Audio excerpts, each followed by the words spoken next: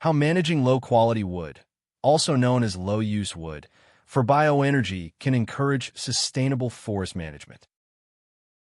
A tree's value depends on several factors including its species, size, form, condition, quality, function, and accessibility, and depends on the management goals for a given forest.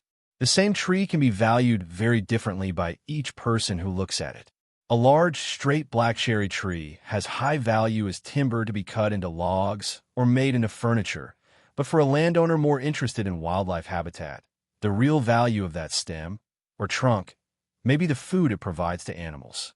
Likewise, if the tree suffers from black knot disease, its value for timber decreases, but to a woodworker interested in making bowls, it brings an opportunity for a unique and beautiful piece of art.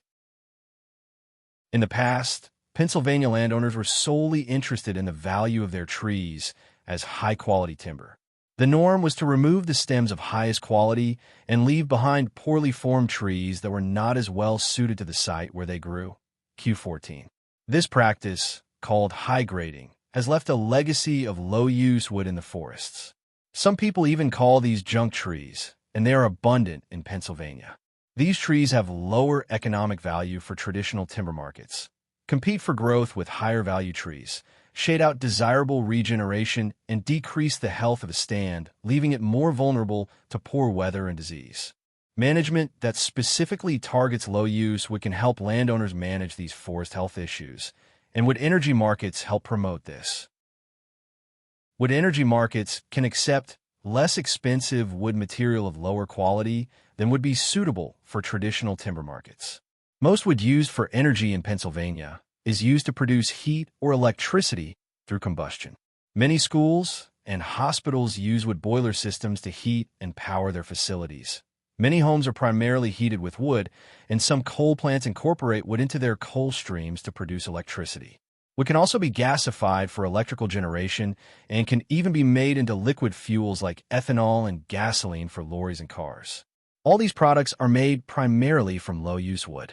Several tree and plant cutting approaches, which could greatly improve the long-term quality of a forest, focus strongly or solely on the use of wood for those markets. One such approach is called a timber stand improvement (TSI) cut. In a TSI cut, really poor quality tree and plant material is cut down to allow more space, light, and other resources to the highest valued stems that remain. Removing invasive plants might be another primary goal of a TSI cut.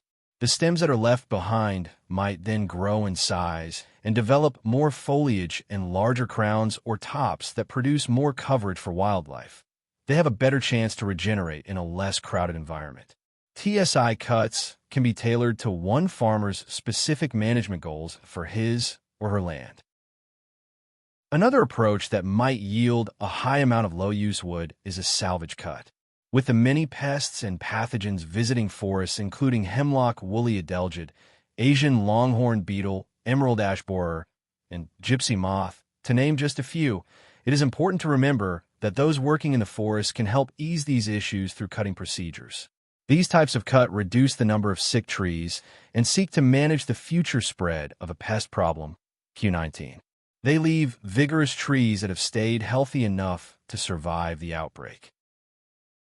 A shelterwood cut, which only takes place in a mature forest that has already been thinned several times, involves removing all the mature trees when other seedlings have become established.